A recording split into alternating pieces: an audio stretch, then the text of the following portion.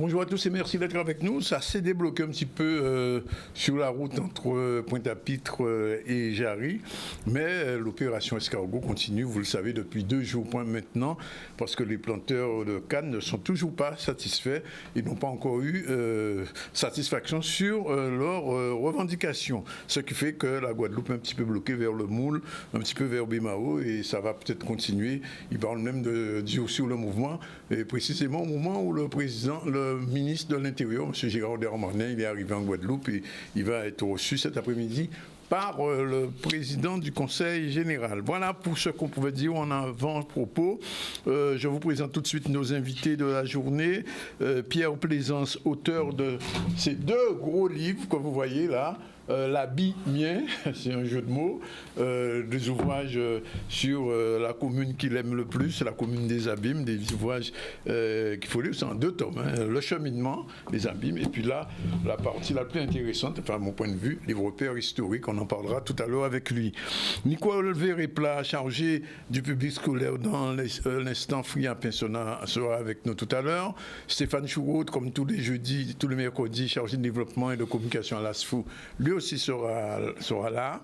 Il sera accompagné, je ne sais pas s'il sera accompagné, non, il sera tout seul aujourd'hui. Baptiste Bondy, batterie du groupe Delgrès, Pascal Danaé, d'origine guadeloupéenne, chanteur et guitare, et Rabji, sous basse souphone. Ils font un concert, le groupe Delgrès et Ninon Alago, on est très connus en Guadeloupe. Ils seront aussi nos invités et on devrait avoir, oui, je l'ai dit, Stéphane Choureau sera avec Gérard Fenn, c'est bien ce que je pensais. Bien, et puis l'actualité aujourd'hui, c'est le séminaire numérique pour tous qui a commencé depuis hier avec, on vous l'a dit depuis avant-hier, qu'il y avait un séminaire organisé à l'archipel, qui réunit un certain nombre de personnalités importantes dans ce domaine-là. On en parlera tout à l'heure avec le reportage de Maxime Morel. La convention de partenariat entre le CMA et ROL, ça y est, c'est signé. Vous verrez monsieur Vainqueur tout à l'heure, il va en parler. Et puis, nous parlerons aussi de l'animation pédagogique sur l'inclusion par le sport des élèves TSA. C'est Charlie Dagonia qui est allé sur place, puisqu'il y a aussi le jour des métiers. Et puis, je vous le dis tout de suite, le focus du jour, ce sera de la musique, le ZCL Gold Nostalgie, un titre que vous avez aimé de musicien d'origine dominicaine, je n'en dis pas davantage, il sera aussi dans le ZCL. Voilà, merci d'être avec nous. Rapidement, le premier titre, on va tout de suite faire un petit tour du côté du numérique pour tous. Maxime Morel était hier à l'archipel. Le conseil départemental, en partenariat avec les services de la préfecture et l'association nautique Nord-Bastère, organise le premier séminaire en commun des espaces France Service et des conseillers numériques. Ce séminaire a vocation à renforcer les liens partenariaux entre ces différents conseillers numériques, ces différents médiateurs qui œuvrent au niveau des espaces France Service. Aujourd'hui, vous savez que le sujet de l'inclusion numérique est particulièrement prenant sur notre département. Nous avons accompagné toutes les démarches de dématérialisation qui sont mises en place, aussi bien dans les services de l'État que dans les collectivités à destination des citoyens.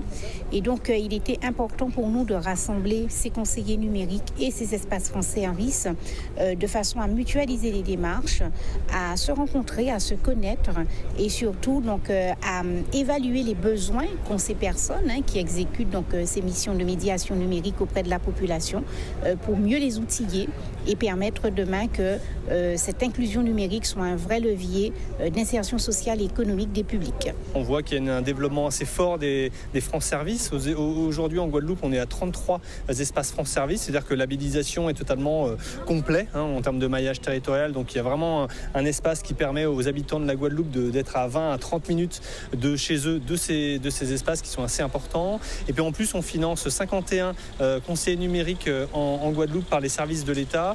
C'est-à-dire qu'il faut nécessairement se rencontrer, discuter, échanger, requalifier les choses aussi. On a entendu qu'il y avait des besoins de formation des partenaires des France Service, que ce soit la direction des finances publiques, la Caisse générale de sécurité sociale, France Travail, etc. Donc c'est important de faire une photographie et un point d'étape. Alors, je rappelle quand même que le NEC, comme on appelle le numérique en commun, continue aujourd'hui, particulièrement au Fort Fleur d'Épée, non, qu'est-ce que je raconte, au Fort Delgrès à Basse-Terre, et ça se prolongera jusqu'à demain. Donc, si vous êtes RSA, et même si vous n'êtes pas RSA, vous voulez savoir un peu plus sur le numérique, l'occasion est donnée pour vous d'aller à ces 2 journées où vous saurez le maximum d'informations, y compris sur les formations. Voilà pour l'actualité, on y reviendra tout à l'heure pour la suite. Maintenant, je vous l'ai dit, on reçoit M. Pierre Plaisance. M. Pierre Plaisance, c'est un habimien, et il a sorti 2 tomes sur sa commune, vraiment 2 gros livres. Et moi, la première question que je lui ai demandé, combien de temps vous avez pris pour M. Plaisance pour écrire ça? Disons 5 ans. 5 ans oui. De recherche? La recherche a duré pendant longtemps parce qu'en fait, je mettais de côté les informations au fur et à mesure que je les trouvais, sans avoir d'intention livresque. Oui. Au départ, parce que je me suis arrêté pour commencer, d'autant plus que j'ai tout tapé tout seul, à 2 doigts. Vous avez tout tapé tout seul? Oui, parfaitement. Ouais. Oui. À 2 doigts, donc ça m'a pris effectivement 5 ans. Oui. Et qu'est-ce qui vous a inspiré? Pourquoi vous avez voulu écrire cet ouvrage, enfin ces ouvrages, ces 2 tomes sur l'habit? Alors c'est votre abîme et c'est votre habit aussi. C'est ça, c'est qu'en fait je suis abîmé toujours, plongé dans la vie associative, la vie éducative. J'ai été même président de club cycliste et compagnie. Et lorsque j'étais notamment au niveau scolaire, mes condisciples se moquaient un peu de nous sur les abîmes. Nous étions infériorisés, il y avait une dépréciation sur les abîmes. Donc l'idée m'est venue, et je ne suis pas le seul parmi ceux qui ont eu cette pensée, d'essayer d'arborer une certaine armure, une cuirasse, pour faire en sorte de défendre notre commune des abîmes et de participer aussi à sa promotion. Alors, donc l'abîme, c'est le linge que je me suis mis pour défendre ma ville, etc. Alors, on disait souvent abîme pas ni la mer. Un exemple. Oui, c'est pas ni la mer, ni rivière, pas ni rivière. Ni la mer, Alors, j'ai bien regardé. Et j'ai vu que vous avez mis une petite explication, mais elle n'est pas complète sur l'origine du mot, du nom abîme. Oui. En fait, ça a une origine un peu biblique. Lorsque les premiers prêtres, notamment le père du Tertre, sont allés visiter le coin, parce qu'en fait, les Français sont arrivés en Guadeloupe au niveau de Sainte-Rose, ils ont fait le tour. 1635. Voilà. Et c'est 23 ans après qu'ils ont lorgné sur la Grande Terre. Donc c'est d'abord la Guadeloupe proprement dite qui a été colonisée. Ensuite ils ont lorgné sur la Grande Terre et ils sont partis pour visiter. Et là ils sont tombés sur un secteur, celui qui était un peu collé au grand cul-de-sac marin, lié du côté de la rivière Salée, où c'était la mangrove, c'était les moustiques, c'était le noir intégral, c'était vraiment un pays à diable. Oui. Et donc, à partir de leur cosmogonie propre, ils ont trouvé tout bonnement que Abîme correspondait, puisqu'Abîme, c'était le chaos. Oui. Donc, Abîme correspondait parfaitement au nom à donner à ce secteur-là. C'est de là qu'est parti Abîme. J'ai fait des petites recherches aussi sur d'autres cosmogonies. Et en fait, elles sont toutes d'accord, le mot abîme correspond à ce qui se passait avant l'arrivée de l'homme sur la Terre. Oui, donc vraiment le chaos total. C'est abîme. C'était l'abîme.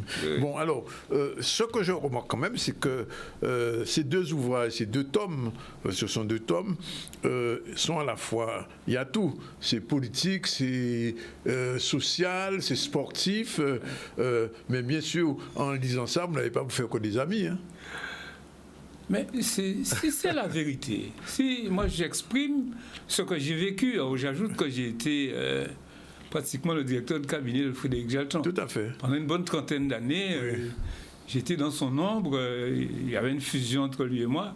J'ai vécu un certain nombre de choses. Donc j'exprime à mon âge ce que j'ai vu. Il faut pouvoir transmettre pour que les gens aient connaissance de leur histoire et puissent éclairer leur présent et faire des choix pour leur avenir. Content ou pas content, je ne cherche pas à plaire. Oui, je ne cherche pas à ni à déplaire. Ni à déplaire, vous dites la vérité. En fait, ce que j'ai vécu. Ce que vous avez vécu. Et il y a un vrai travail. Je ne sais même pas si on peut faire mieux que ça. Oh oui, certainement. Vous avez laissé des choses quand même de côté? Oui, il y a des petites choses, il y a des anecdotes que je n'ai pas racontées, mais là aussi, un certain nombre de choses dont j'ai donné information. Mais je n'ai pas d'inquiétude particulière, que les gens pensent ou pas. D'ailleurs, aux abîmes, ça a été bien accueilli. D'abord par la présentation du livre, ensuite par le sujet. Tout le monde n'est pas rentré dedans.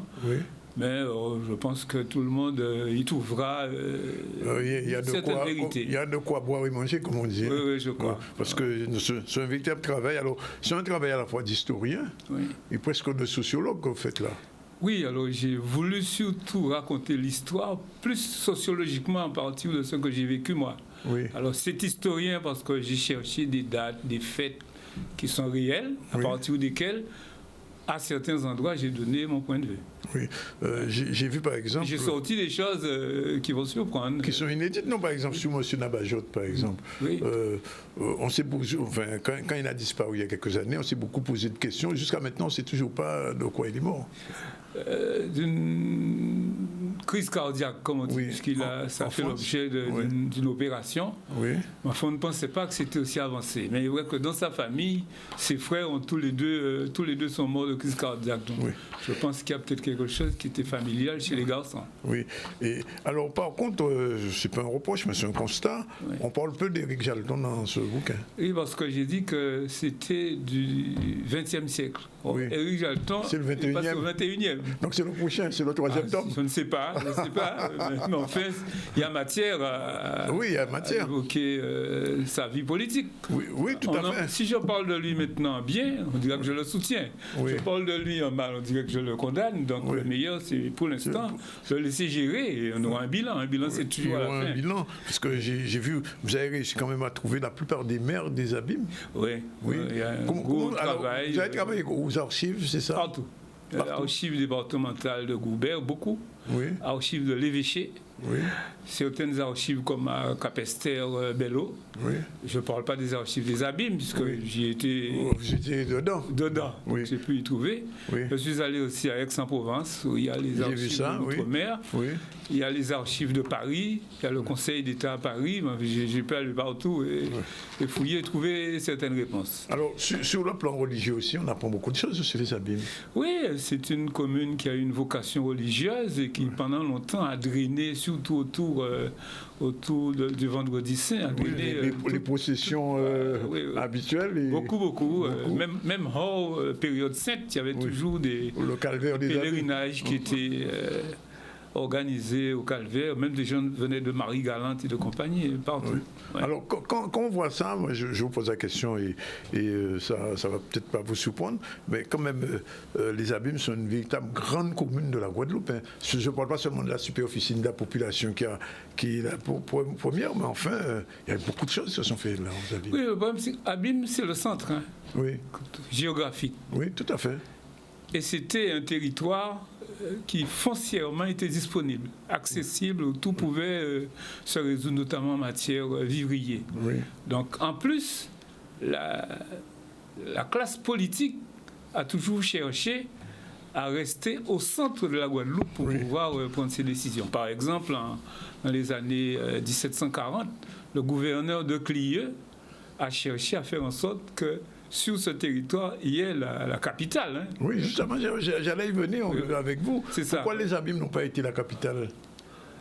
Peut-être parce que la Grande Terre a été colonisée après. Après la Basse-Terre. Il fallait mettre en place un système administratif. Oui. Donc, quand ils ont fait le tour, ils ont peut-être pris Basse-Terre. Mais je sais que le gouverneur a tout fait pour qu'on puisse instaurer la responsabilité, le chef-lieu aux abîmes. Parce que ça n'a pas marché. Oui. Et vous savez que même récemment, on a évoqué... Oui, il y a un préfet c'est ça. Gustin, qui à un moment donné envisageait de transférer la capitale de la Guadeloupe. Il ne faut pas oublier qu'en France, le département, c'était pour permettre à n'importe quel citoyen de se rendre en une journée de cheval au chef-lieu. Donc, quand on regarde la position de Basse-Terre, par rapport à Saint-François, elle était éloignée. Alors que si le centre administrativité aux abîmes, il y aurait eu beaucoup moins de temps. Vous êtes en train de dire que géographiquement, les abîmes auraient été mieux comme capitale que Basse-Terre? Ah non, c'est pas mon choix. Hein. Je dis simplement que je constate que sur le plan géographique, c'est situé au centre. Et à partir donc de cette philosophie-là, ça n'aurait surpris personne qu'Abîmes soit capitale. Mais c'est très bien comme ça, selon moi. Ce n'est qu'un constat, il n'y a pas de prise de position. Non, j'ai bien compris. Alors, quand vous voyez un peu, parce que vous avez fait véritablement une tracée historique depuis le XVIIe siècle jusqu'à aujourd'hui, en tant qu'Abimien, comment vous voyez, vous avez vu la progression de la commune aujourd'hui, enfin, je ne sais même pas si on doit parler de commune, maintenant c'est une ville, les Abîmes. Oui. Enfin, au départ, c'était un tout petit village. Oui, c'est ça que j'ai vu, tout petit village. Un lieu de passage obligé. C'est une petite paroisse, quoi. C'est tout. Un lieu de passage obligé vers le nord de terre. Oui. Les transports en commun, les estafettes, comme on disait. Donc. Et petit à petit, ça a pris du poids. Oui. Et il faut dire aussi qu'il y a eu des mouvements sociaux. Il y a eu certains maires qui ont pris position pour faire en sorte que les Abimiens qui étaient considérés comme seconde zone, en fait, puissent trouver un positionnement horizontal avec le reste de la Guadeloupe. Oui. C'est ce travail-là qui a été fait.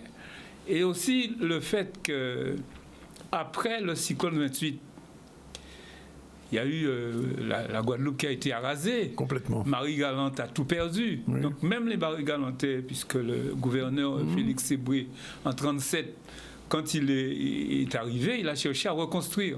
Donc les travaux se faisaient à Pointe-à-Pitre. Oui. Donc tout le monde s'est retrouvé autour de Pointe-à-Pitre pour chercher à survivre. Voilà, à survivre. Et ils se sont installés dans tous les petits îlots, souvent insalubres qui existaient. Oui. Mais sans savoir qu'ils étaient sur le territoire des Abîmes. D'accord. Donc pour eux, ils étaient pointois, parce qu'en fait, ils baptisaient leurs enfants à l'église Saint-Jules, ils allaient aux offices à l'église, ils étaient pointois. Et le jour, autour des années 60, on a fait le recensement, ils se sont retrouvés géographiquement, juridiquement aux Abîmes. Ce qui explique d'ailleurs l'expansion démographique terrible. Justement, j'allais vous poser la question parce que je vois que la population était de 6713 habitants. À l'époque, en Guadeloupe, il y avait 182 000 personnes, mais subitement, les Abîmes ont vraiment explosé. Parce que tous les gens ont été recensés aux Abîmes. Oui. Ceux dont je viens de parler. Et donc, à ce moment-là, Abîmes s'est retrouvé avec une population importante dont il fallait tenir compte, puisqu'existaient déjà à l'époque les sénatoriales, existaient aussi les élections cantonales, etc. Et donc, en plus, Abîmes qui n'avait pas de représentants, parce que beaucoup d'élus, conseillers généraux, maires, n'étaient pas abimiens, ni domiciliés, je ne parle même pas de naissance. C'est des gens qui venaient gérer et qui repartaient. Et à partir des années 60, un certain nombre d'Abimiens ont commencé à s'installer avec une certaine dimension, parce que ça jouait beaucoup de la représentation politique, avocats, médecins, fonctionnaires, etc.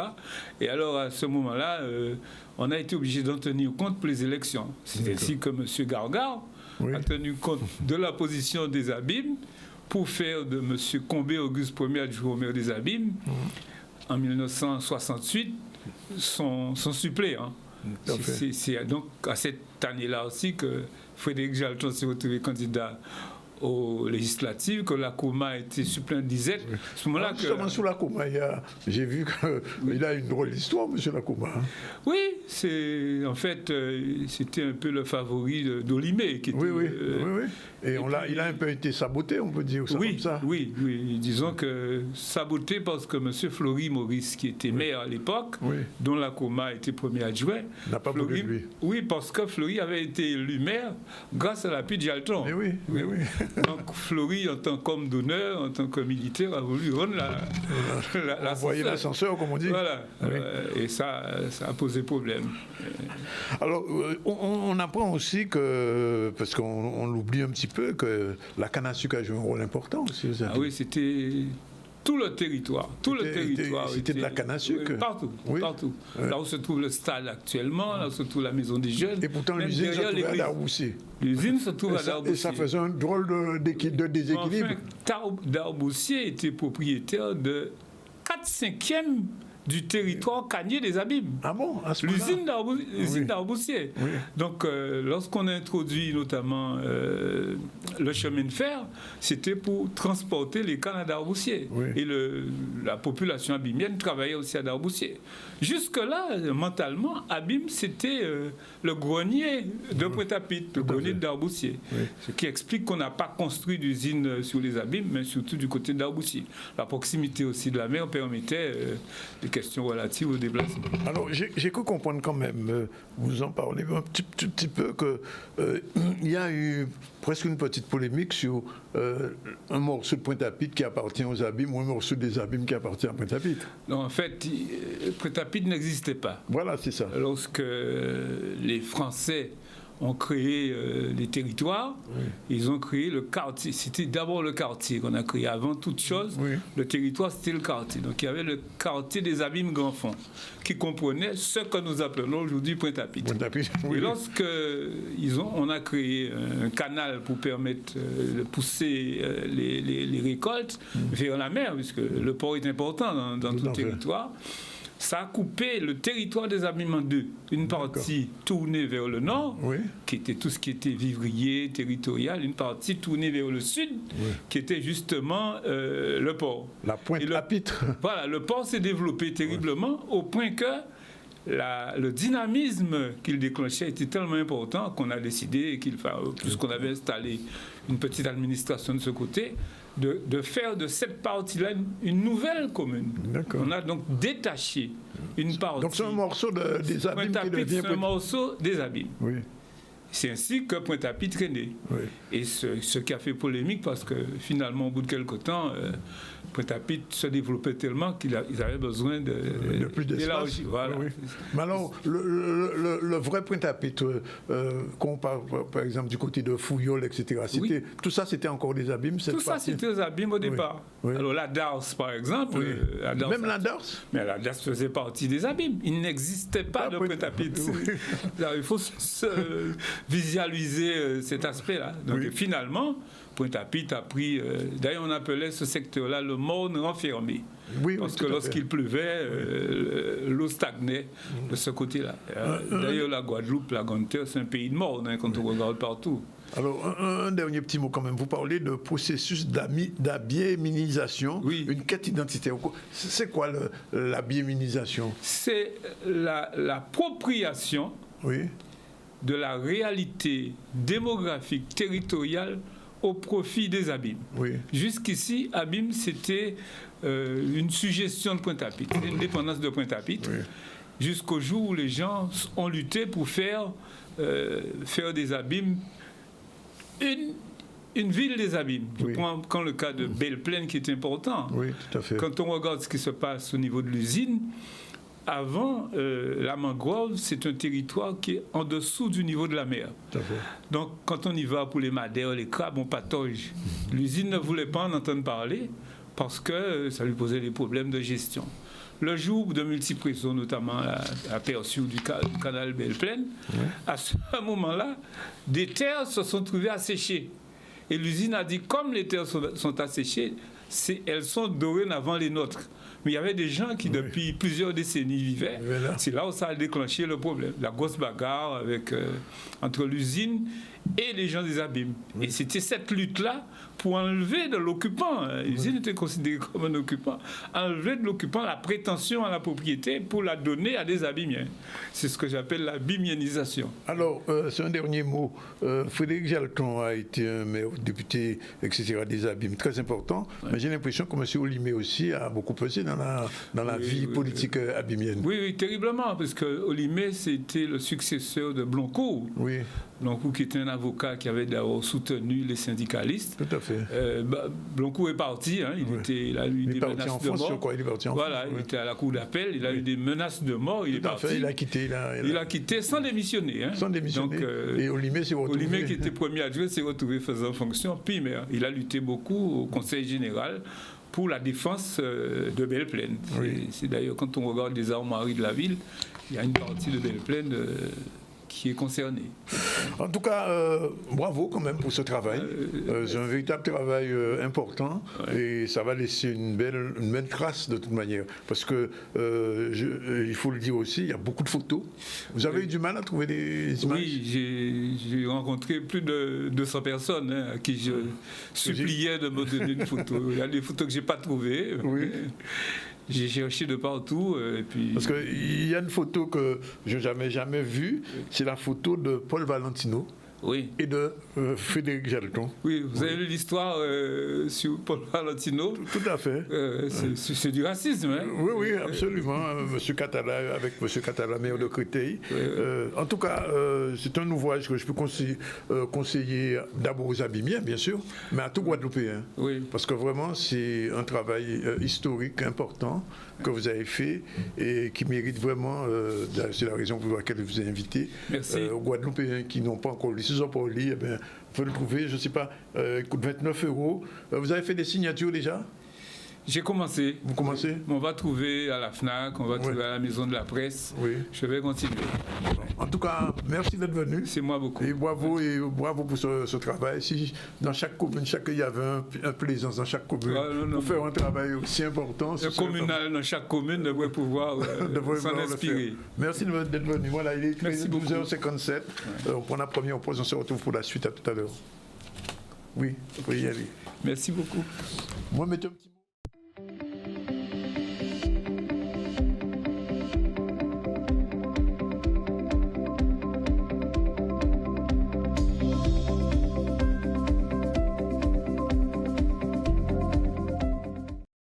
Voilà, nous sommes de nouveau avec vous, il est déjà 13h02. Je vous l'ai dit, les routes commencent à être débloquées puisque nos invités sont arrivés, mais le problème n'est toujours pas résolu puisque les agriculteurs, les canniers, ils ne sont pas contents et le manifestent vers le moule. Pour l'instant, ça va plutôt très lentement. On en a parlé. On a parlé tout à l'heure du séminaire numérique pour tous. On va revenir sur la convention de partenariat entre la Chambre des métiers et ROL. Maxime Morel était hier sur place. On regarde son reportage.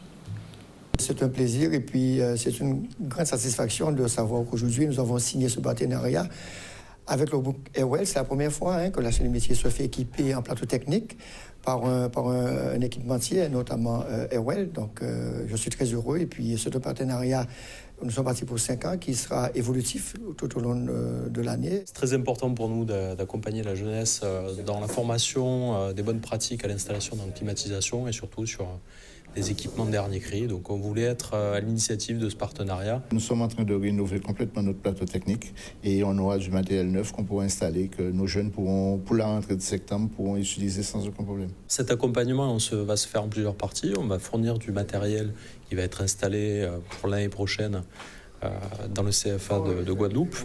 Et ensuite, on va faire vivre ce partenariat tous les ans en les accompagnant, en faisant des sorties pédagogiques aussi au sein de notre propre centre de formation et notre propre atelier. Et puis continuer à les accompagner sur l'installation de nouveaux matériels quand le besoin s'en fera sentir. ROL, c'est le numéro 1 français, donc c'est d'avoir un matériel de qualité, un matériel qu'on trouve au quotidien, pouvoir travailler, s'exercer, et comme ça, ils pourront rendre à leurs clients de meilleurs services. Ça permettra à ROL aussi d'être gagnant sur ce plan-là, puisque ça sera moins de SAV, moins de retour, parce que vous savez, quand les pratiques d'installation sont faites dans de bonnes conditions, il est tout à fait normal et logique derrière, on a une installation qui fonctionne bien. Voilà, un partenariat de plus pour la CMA et surtout pour permettre des jeunes de s'initier à le traitement des climatiseurs d'un pays où il fait très chaud. Alors, je vous dis, on va recevoir dans un instant M. Stéphane Choureau. Bonjour. Bonjour. Il est accompagné de M. Gérard Fenn, qui est responsable de développement à l'ASFO. On va avoir un petit peu de nouvelles formations.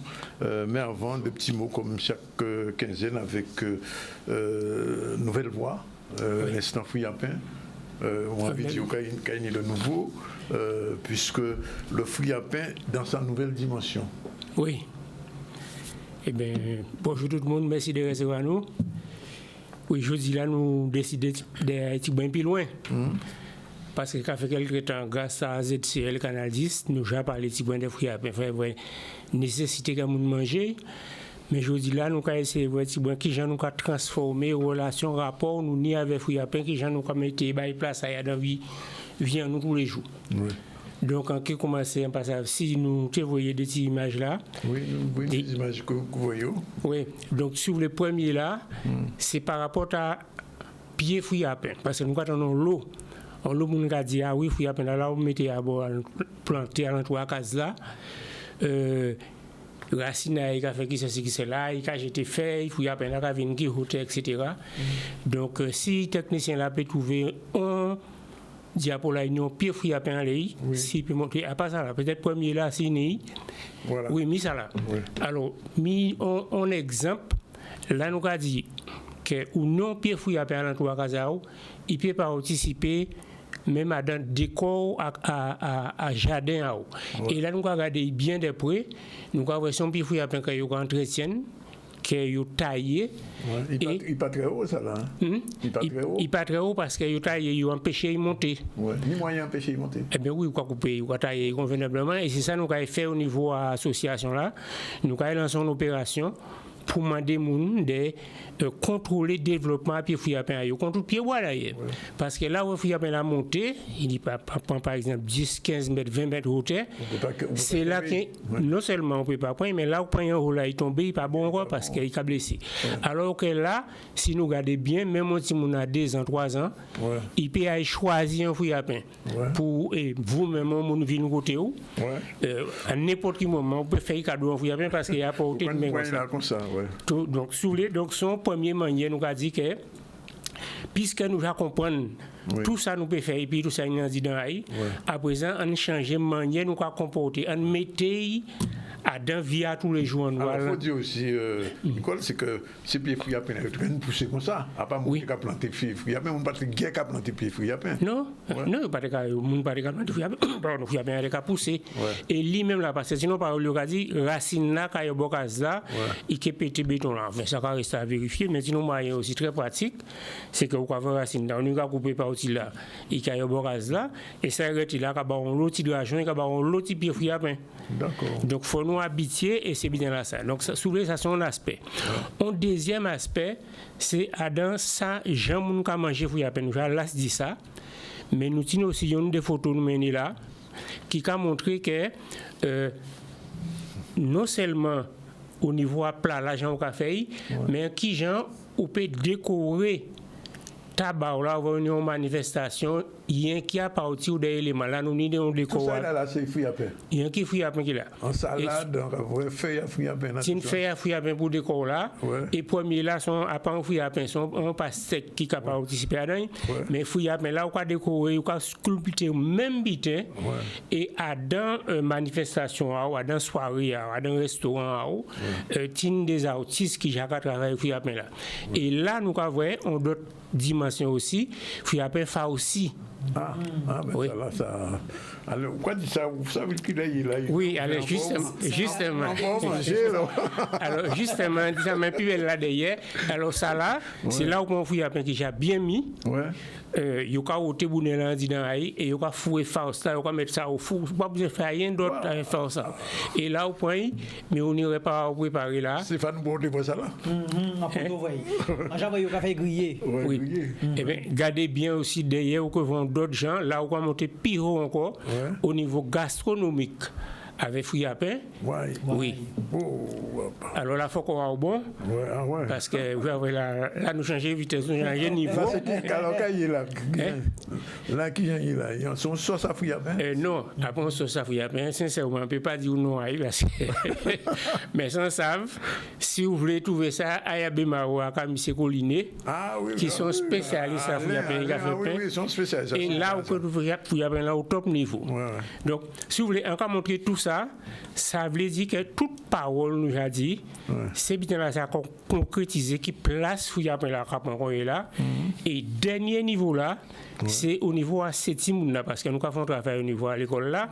Dernier premier diapo été passé la première photo là si technicien l'a voyé. Oui, mais c'est ça là. Fouille après un petit monde. Oui, non seulement fouille après un petit monde, mais si nous regardons bien en détail, nous avons une nécessité à mettre fruits à pain dans le ça ou avoir un roule à prendre fruits à pain tout seul ça c'est un mascotte son peluche alors nous a dit que faut que Timoun faut nous créer des éléments pour lui porter fruits à pain la veille tout le temps donc et nous dans l'école fait animation nous a dit ça bien sûr mais nous a senti que de plus en plus ces Timoun là il faut comprendre les mots sont déjà sortis mais il faut comprendre que faut rentrer dans ça donc nous commander les produits ça c'est on affiche nous voir là avec les municipalités de présenter fouille à pain petit moun à l'école mais ça bien important là c'est peluche là ça que nous a créé Tifoubap que, et comme nous avons fait un partenariat, nous avons profité certainement des municipalités qui ont coûté. Nous avons dit, nous avons peluche là ça avant, et nous avons proposé de mettre ça justement à la nouvelle Gavin, nous savons les municipalités qui ont proposé les écoles maternelles de jouer, et bien mettre ça à la disposition à ces teams-là. Donc nous avons contacté les municipalités, nous avons dit, nous avons payé cher, mais c'est une manière de contribuer. Et nous aussi, avec ces teams-là, nous avons fait d'autres bitins, nous commençons à penser à créer des petits personnages. Vous regardez moi là, vous savez ce que ça veut dire. Oui, ça veut dire. La bande dessinée. Son moyen, bande dessinée. Nous avons travaillé ici ça. Et prochainement, nous allons sortir des petits personnages à partir des fruits à pain, mais qui pour permettre de participer en disant à l'école là à l'éducation, à l'alimentation. Alors en français, c'est l'écosystème du fruit à pain. Entre autres, oui. Et avec tout ça, nous allons prévoir une grande manifestation. On a déjà parlé de l'opération Planter l'avenir, mais nous avons certainement l'occasion de revenir sur ça. Là, avec un grand artiste guadeloupéen qui n'a pas dit à présent, on va mettre de l'eau en bouche à mon toujours. Dans l'école là, dans cette école là, nous avons préparé, ça nous a créé l'hymne de Tifoubab. C'est un chantier nous avons fait. Et pour nous recevoir Tifoubab avec l'école là, c'est une belle manifestation nous avons prévu d'organiser. Qui temps ça qui est fait? Ça qui est fait le 13 juin. D'accord. En secteur. Lamentin? Non, à Sainte-Rose. À Sainte-Rose? Oui. Donc, nous ne pouvons ni l'autorisation officielle, mais nous en démarche avec la municipalité pour nous un terrain de football qui a trouvé à Belle-Rivière. Là.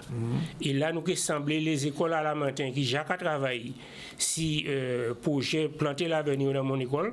Nous avons semblé et là, dans la journée là, ça, nous avons planté fruits à pain. Nous avons planté en porte, mais nous avons aussi un intervenant, M. Glandor Jean-Claude. Monsieur Abon nous avons présenté encore. Et dans la journée là, ça nous avons les deux aspects. Aspect moderne, nous planté en porte, mais aussi aspect traditionnel et aspect culturel, parce que l'île dit nous qui gens on peut planter un pied bois qui sont pieds fruits pas d'autres et d'après posture d'après Jean Mounay qui a planté là d'après Jean Catherine Corail ça peut agir si développement puis voilà. J'attends ça. Et on a pensé ça très bon aussi pour l'école parce que il y a dans contenu à l'école pendant des compétences il va créer bon mettre en place les pratiques traditionnelles et tout ça. Donc c'est qu'on l'occasion de travailler avec ces élèves là avec ces collègues là pour mettre manifestation là en place. Donc c'est pour ça nous a dit que bon nous bien parler si ça tout ça il a contenu à fouiller à peine dans là mais quand là nous va mettre l'accent c'est qui gens vous ou pas situé au par bataille qui gens prendre place ça dans la vie de tous les jours nous qui a casa nous qui un jardin là qui un restaurant etc. pour que fouiller à peine la vie un élément de développement. Bon président a parlé l'autre jour de ça nous pour faire dans cadre fête du fruit à peine nous avons l'occasion de parler donc mais pour le moment nous allons rester sur ça et nous revenons pour plus particulièrement dans les écoles. Ça on peut dire pour finir c'est que nouvelle voie va fouiller un peu en bel ballon. Et justement, c'est pour ça que nous avons commencé.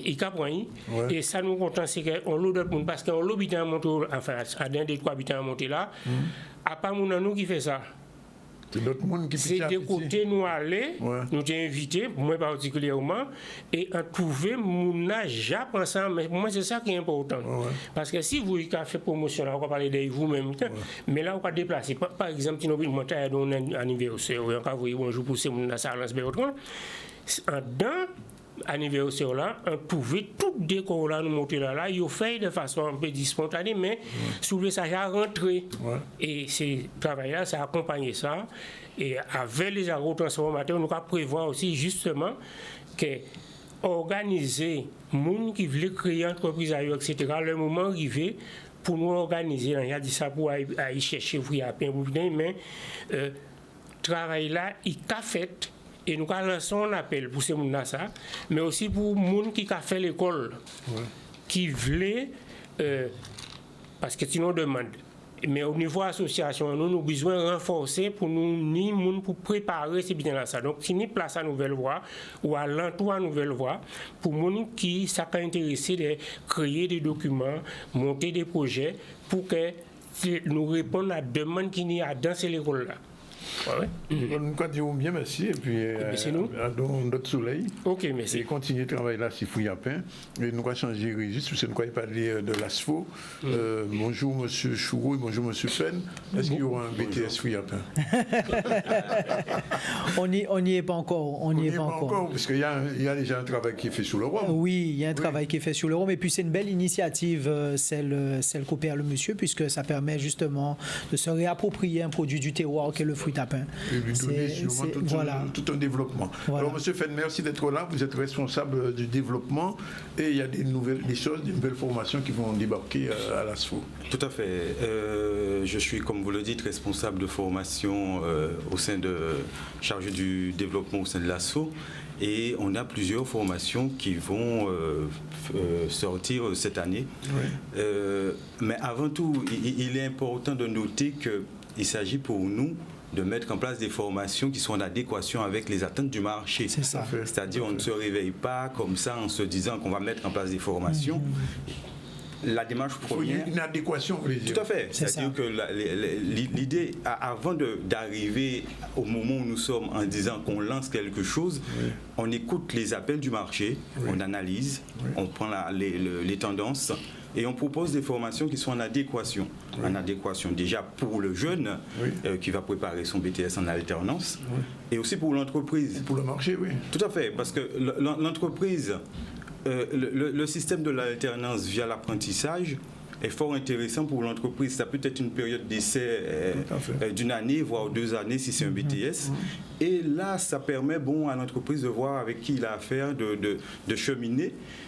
Le jeune, il faut aussi être logique, c'est-à-dire qu'on ne peut pas lancer des jeunes sur le marché en leur disant nous faisons une formation et ne pas être sûr que cette formation soit en adéquation avec la réalité du terrain. Tout à fait, parce que eux, dans un premier temps, ils doivent décrocher un contrat de professionnalisation. Tout à fait. Donc s'il n'y a pas de besoin sur le terrain, ils vont chercher des contrats de pro, ils seront dégoûtés, ils ne vont pas atteindre l'objectif qui est de signer un contrat de pro.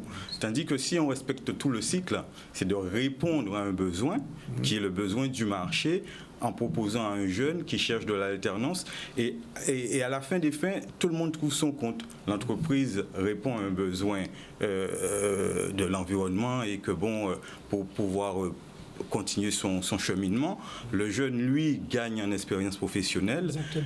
Et en plus de gagner en expérience professionnelle, les deux sont gagnants à la fin des fins. Il peut être embauché, le jeune. S'il le souhaite, il peut aussi continuer ses études.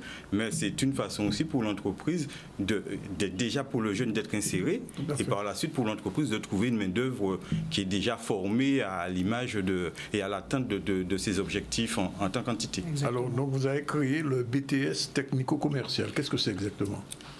On a créé, plus ou moins, on lance cette année le BTS technico-commercial. Le BTS technico-commercial, c'est l'ancienne appellation. Au jour d'aujourd'hui, on parle plus de BTS conseil et commercialisation de solutions techniques. À l'instant, on vient de voir le reportage où il y avait des jeunes qui allaient intégrer une entité qui vend des clims et qui répare des clims, etc. Tout ce qui est technico, c'est le commerce, mais additionné à ce volet technique. C'est-à-dire qu'il ne s'agit pas simplement de vendre, il s'agit de vendre en ayant les bases via cette formation des connaissances purement généraux, tout ce qui est droit, tout ce qui est économie, ça ne change pas. Mais là, le volet important dans l'ancien technico-commercial, il y a un volet qui est en plus qui est le volet technique. Donc, aller vendre une clim, c'est pas forcément la même chose que vendre des petits pois. Aller vendre peut-être des machines agricoles, ça exige une connaissance technique. Aller vendre de la domotique, de la peinture ou des domaines où on doit associer les deux compétences commerce et technique. Ces jeunes ont cette double compétence qui est friand au niveau des chefs d'entreprise qui sont dans ce domaine-là. Ils préfèrent des jeunes qui ont cette double compétence technique Et puis surtout cette technicité, comme dit Monsieur Fenn, cette technicité leur permet vraiment d'apporter un conseil vraiment pointu au niveau de la clientèle.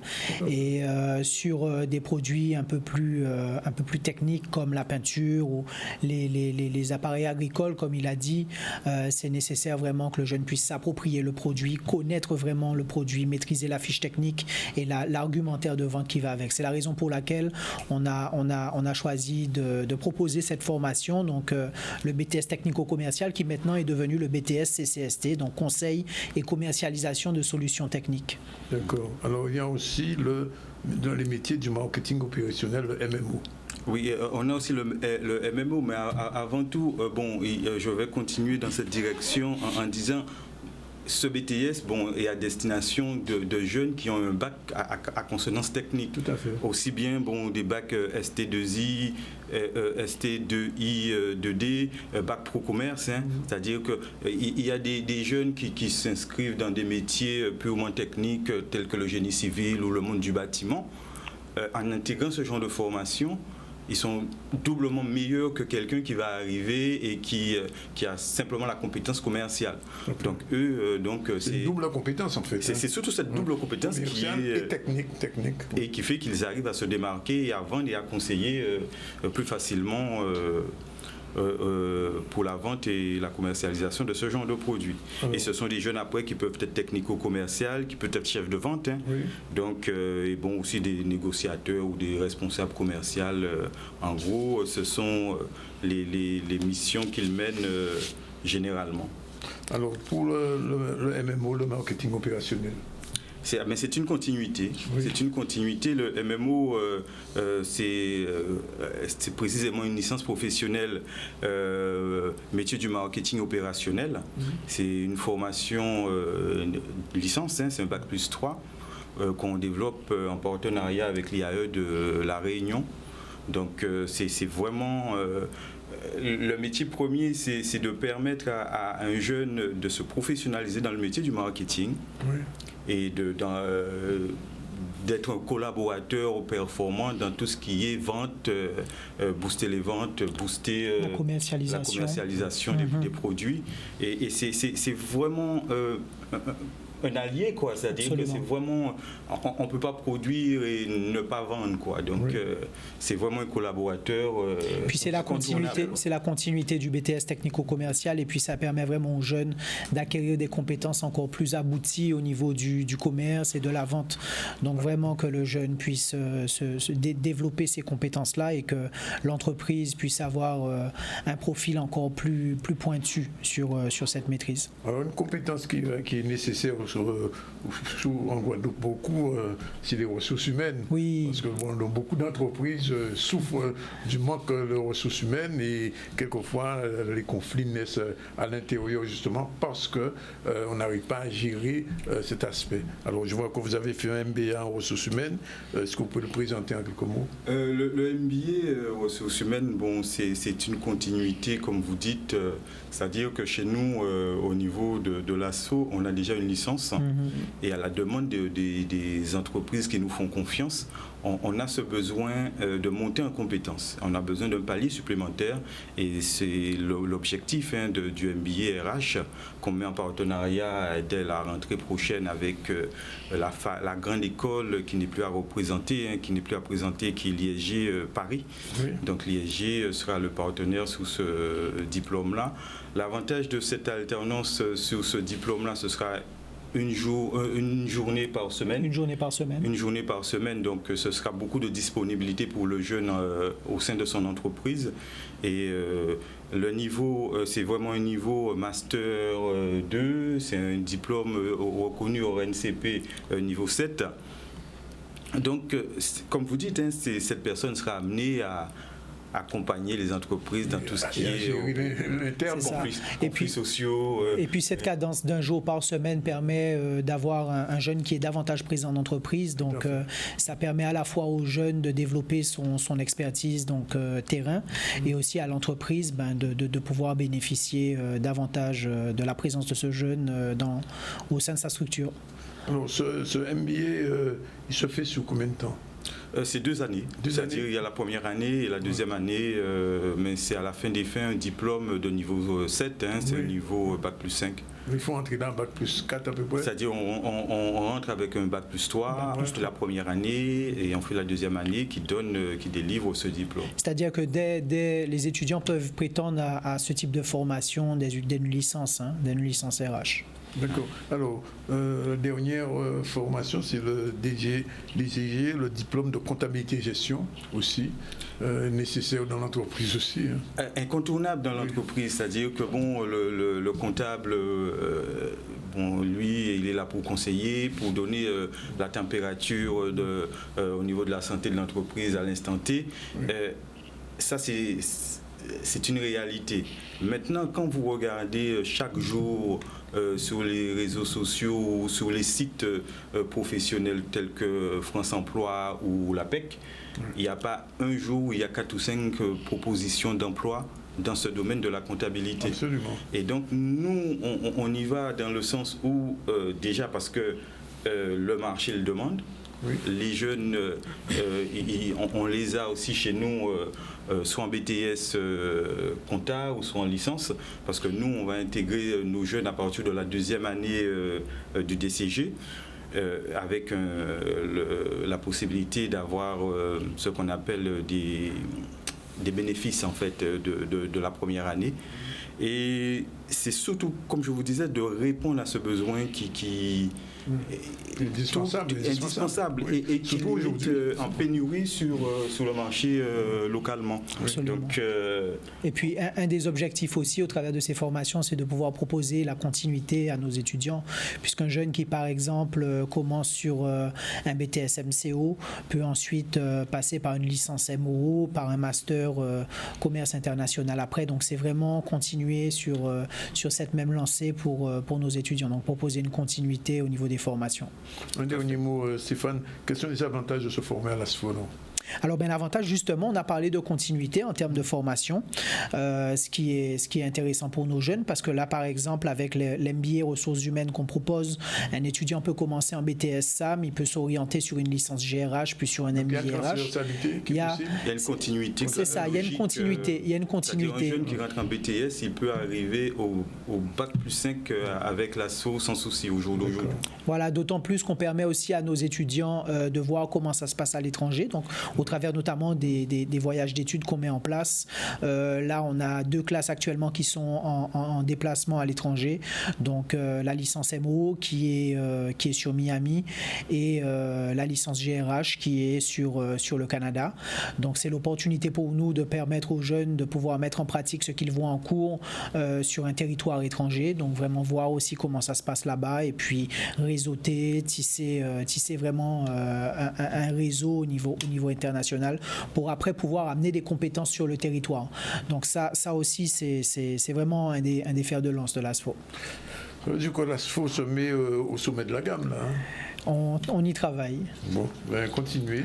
Merci. C'est encourageant pour la Guadeloupe de voir. Aujourd'hui, on a 2 aspects totalement différents, mais finalement, c'est dans la Guadeloupe, c'est le développement de l'arbre à pain, du fouille à pain, avec tout le travail qui est fait depuis plusieurs années par l'association Nouvelle Voie, et puis l'ASFO qui progressivement commence à toucher vraiment du doigt des besoins réels de l'entreprise guadeloupéenne. Et ça, c'est important. Les parents qui nous regardent aujourd'hui, pensez... Ces inscriptions, voilà, c'est le dernier mot. Alors, les inscriptions sont ouvertes à l'ASFO. Donc, il vous faut passer par notre site internet. Donc, le site internet, c'est www.formation-asfo-guadeloupe.fr. Vous pouvez aussi nous contacter au 05 90 89 45 56 89 45 56 pour plus d'informations sur nos formations. Ils peuvent aussi venir sur place. Et vous pouvez aussi venir sur place, bien sûr. Tout à fait. Il y avait une journée porte ouverte. Oui, il y a une autre journée porte ouverte qui arrive bientôt, mais on vous l'annoncera. Merci, il est 13h29, c'est la dernière séquence. Tout à l'heure, on va recevoir des musiciens, Pascal Danaé et le groupe Delgrès qui sont en spectacle le 18 et le 19 au MAC. Ils seront tout à l'heure nos invités. À tout de suite.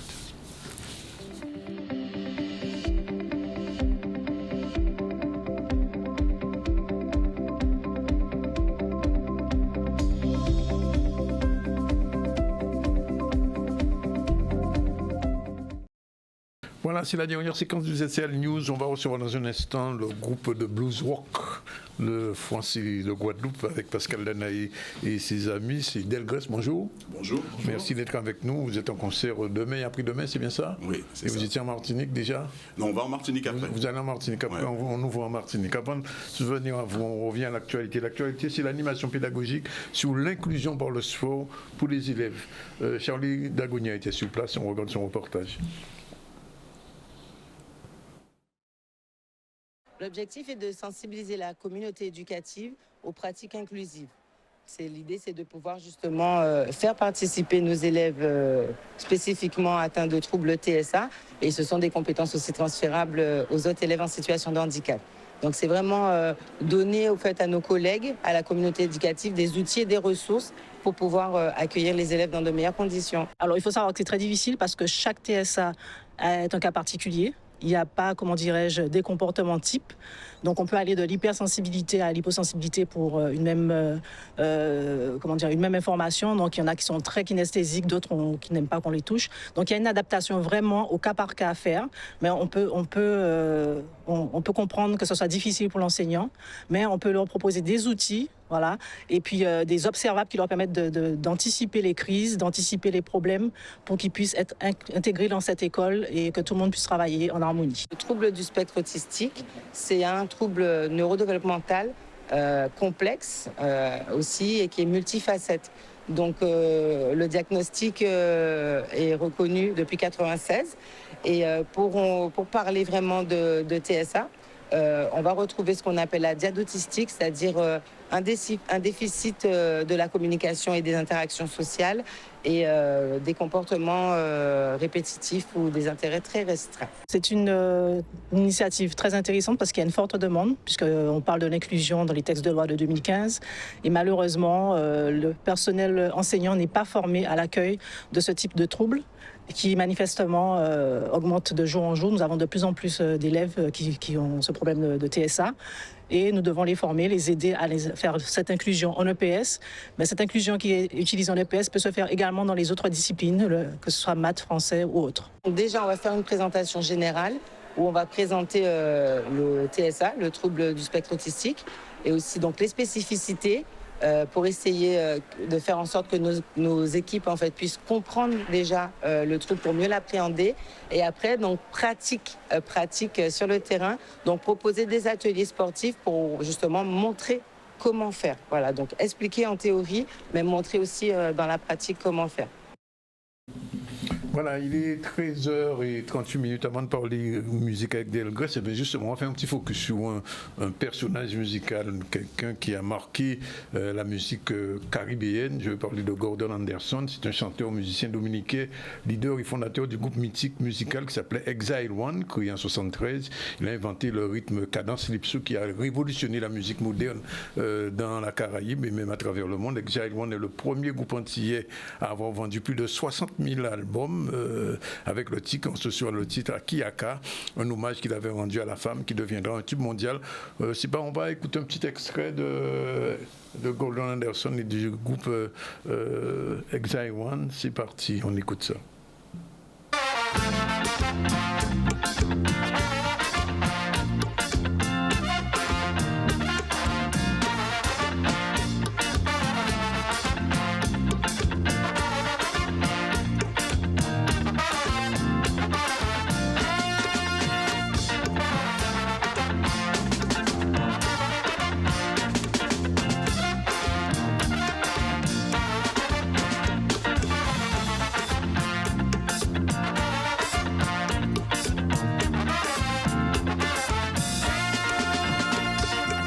C'était en carapène de nous bien chaînés dans un petit bateau.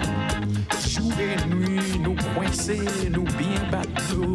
Pas de question de revoir Afrique encore. Nous en captivité, ça pas qu'à faire fort. Nous débarquer dans un pays qui n'est soleil. C'est un peu comme chez nous, mais c'est pas pareil. Yo graissez moi, yo exposez moi avec beaucoup de soin. Et comme un marchandise, yo prend moi. Pas de travail, voilà. Yo traitez moi plus mauvais. On dirait ça. Ah bon? On dirait ça. On travaille pour Hexagon, super mythique groupe très intéressant. Bon, alors, blues rock créole, explication. Comment c'est né Delgrès?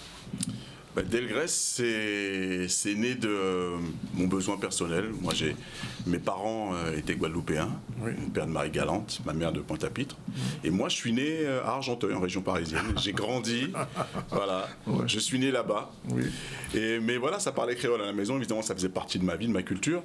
Oui. Et un peu plus tard dans ma vie, j'ai eu besoin vraiment de reconnecter avec ces racines-là. Et j'ai mélangé un peu mes influences musicales qui étaient vraiment très très vastes. Il y avait notamment le blues et mon envie de raconter, d'aller puiser un petit peu, notamment dans l'histoire du pays et de faire référence à Louis Delgrès. Pourquoi lui? Parce que la dignité, quelqu'un qui est mort debout, qui a lutté contre l'injustice, une figure vraiment emblématique dont j'avais besoin à titre personnel pour me sentir mieux en tant qu'entier en France. Et voilà, donc j'ai commencé à faire une chanson, puis deux, puis après on a travaillé avec Baptiste et Ravji pour vraiment créer le groupe Delgrès. Alors, c'est quoi exactement un sous-bassophone? Alors le sous-bassophone ou sousaphone, c'est juste un tuba, donc c'est le plus gros des cuivres, qui va remplacer la basse en fait chez les cuivres. Et il a été transformé pour que le son parte devant. Donc c'est un instrument typiquement des fanfares, du carnaval et voilà des musiques de rue. Oui. Voilà. Et donc, à Troyes, vous arrivez à faire, parce que j'ai eu l'occasion de voir les concerts à l'Archipel et aux concerts qui s'étaient faits à Trois-Rivières, vous arrivez à bouger les gens vraiment. Alors, comment cette musique est appréciée en France et même au-delà de la France? Parce que, je dis, c'est du blues rock créole, c'est quelque chose d'assez particulier quand même. Je crois qu'on peut dire qu'on a un peu inventé ça, quelque part. Alors, il y a eu évidemment des tentatives, des mélanges de ce type-là, mais c'est vrai que cette formule-là est une formule assez exclusive, assez unique. Et alors, on est vraiment très très heureux parce que, oui, ça se passe très très bien. On est maintenant au 3e album. Il y a eu un album qui a été nommé aux Victoires de la musique. Il y a eu le prix l'Académie Charles Cros. Et puis, on continue notre bonhomme de chemin. Toujours, on expérimente et on avance. Et ce 3e album, qui s'appelle donc Promis le ciel, est sorti le 16 février et c'est un album qui fonctionne très très bien, qui est très bien accueilli, malgré une transformation. Il y a encore du créole dedans? Il y a encore du créole, il y a un peu plus de français. C'est vraiment qui on est aujourd'hui, tous les trois. C'est ici et maintenant. Alors que les autres albums étaient un peu plus dans le passé, ça faisait référence à l'histoire de ma famille, l'histoire de la Guadeloupe. Là, on est plus dans ici et maintenant. Qu'est-ce qu'on ressent en tant qu'humain, comment on avance? Alors, Baptiste Bondy, vous êtes à la batterie. Lui, là, il a dit, il est guadeloupéen d'origine. Est-ce qu'il vous a un petit peu influencé avec la musique nationale guadeloupéenne, le Goka? Alors oui, il m'a fait écouter certaines choses et on avait un titre, enfin on a toujours un titre qui s'appelle Mojodi qui vraiment part de l'envie de Pascal de renouer avec ses racines, puisque ça commence vraiment, le titre commence vraiment par du cas et en fait moi j'ai été confronté à ce genre de musique avec Delgrès. Avant je connaissais pas du tout, je suis toujours assez sensible à la musique caribéenne, mais je connaissais pas non plus beaucoup de choses. C'est vraiment à travers Delgrès que j'ai pu vivre cette musique plus en profondeur. Alors oui, je me souviens du premier titre qui avait marqué quand il était venu ici la première fois, Monsieur Président. On le joue toujours en concert? Oui, absolument. Oui. C'était à quel président il était dédié? C'était un peu tous les présidents, évidemment. Ce qui est intéressant dans ce truc-là, c'est que chacun pense à son président à lui. Oui. Mais en vérité, c'était une chanson c'est tous les présidents, toutes les présidentes. C'est tous les hommes politiques, les femmes politiques qui se présentent au suffrage des électeurs et qui parfois, pas toujours, mais parfois, ont un petit peu du mal à se souvenir des promesses. On va écouter un petit extrait du clip qu'on a vu tout à l'heure. Oui, le ciel, c'est ça. Oui, voilà, un extrait.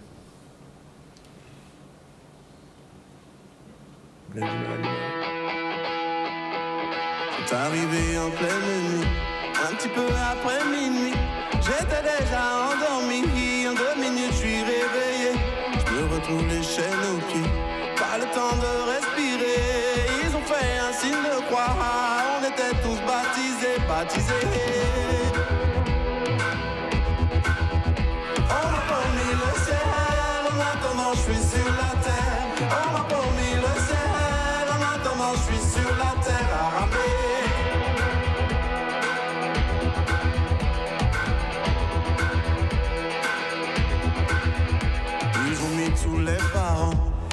les enfants de l'autre côté.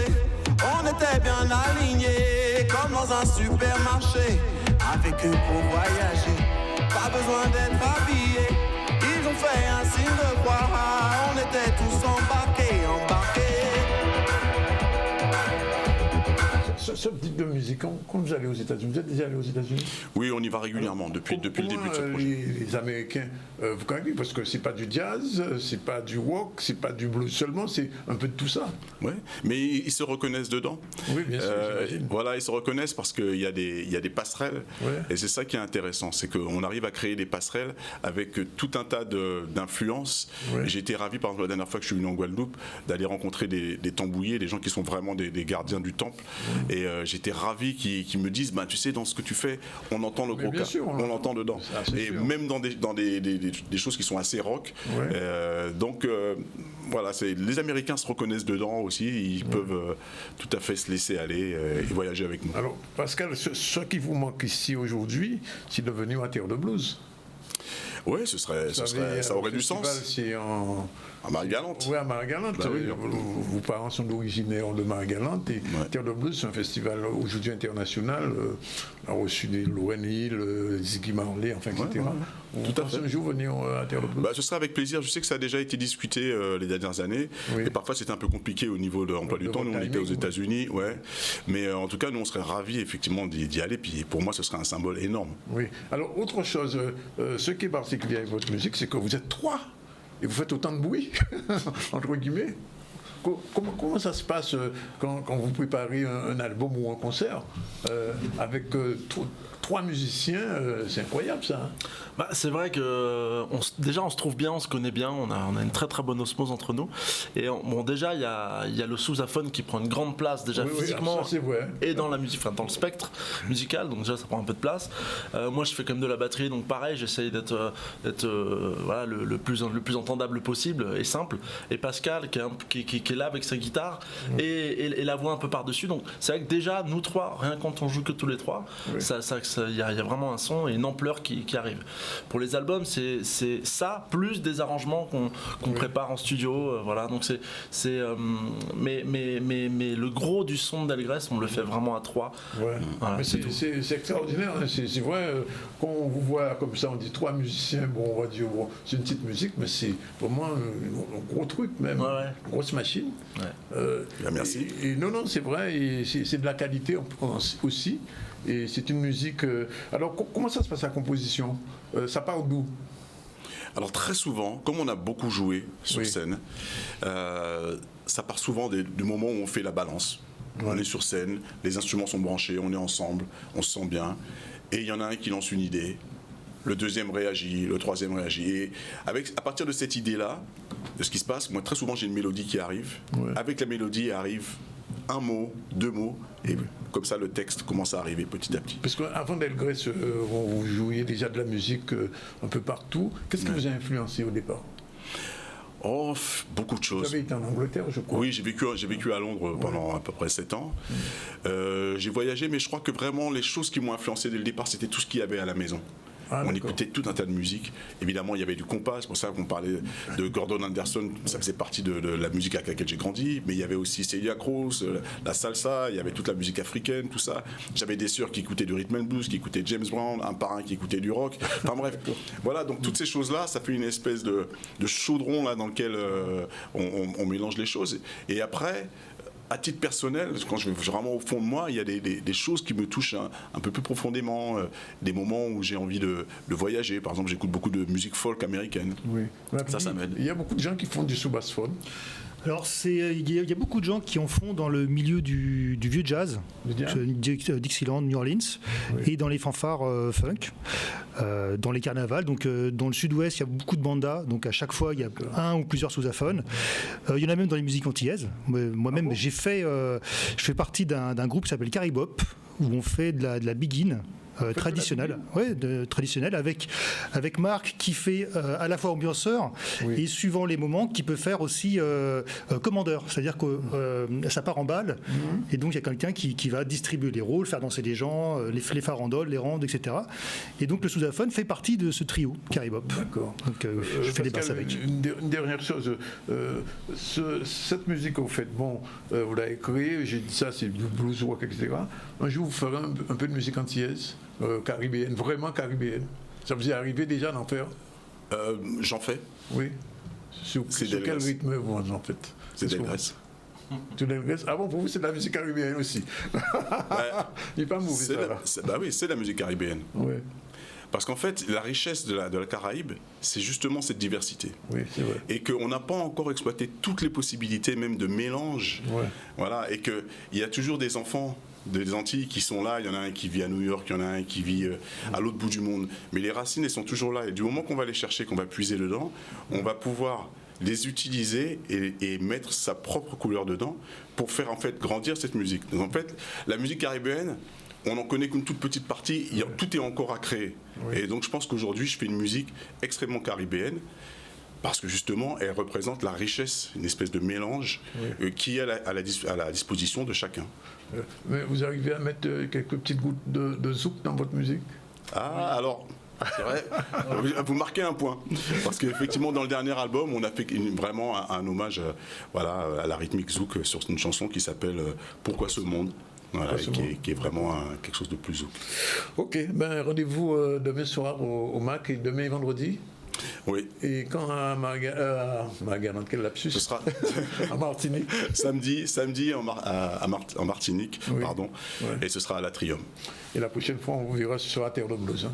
On prend le pari. On espère, on croise les doigts. Voilà. Oui, il partit comme ça. Merci en tout cas d'être venu. Merci à vous. Merci pour l'accueil. Le 18 et le 19. Voilà, c'est la fin du ZCL. Je rappelle qu'en début du ZCL, on a reçu Pascal, Monsieur Pierre Plaisance pour son double album, j'ai envie de dire, de gros bouquins sur les abîmes, très intéressant, livre historique. Ensuite, on a reçu Nicole Véripla, avec qui on a parlé du fruit à pain. Est-ce qu'on mange du fruit à pain? Ah oui. Ouais. Pour faire monsieur manger un fruit à pain, ça c'est très bon. Stéphane Choureau est venu tout à l'heure nous parler des nouvelles formations de l'ASFO. Et puis on termine pratiquement en musique avec Baptiste Blondy, Pascal Danaï, Ravigui, qui nous donne rendez-vous au MAC 18-19. Ici on a l'information. Mais ce matin, je vous dis, c'est un petit peu bloqué sur les routes pour le problème de la canne. Le cinéma numérique continue. Vous savez où? Au Fort d'Elgrès. Pendant 2 jours. Ça tombe bien. C'est au Fort d'Elgrès depuis hier. Depuis ce matin jusqu'à demain, il y a un séminaire sur le numérique. La convention de partenariat, le CMA-ROL en a parlé aussi.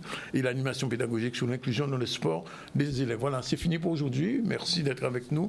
Rendez-vous demain à la même heure, 12h30 pour le nouveau ZCL. Voilà, c'est fini. Ciao, bye bye. Merci. Merci.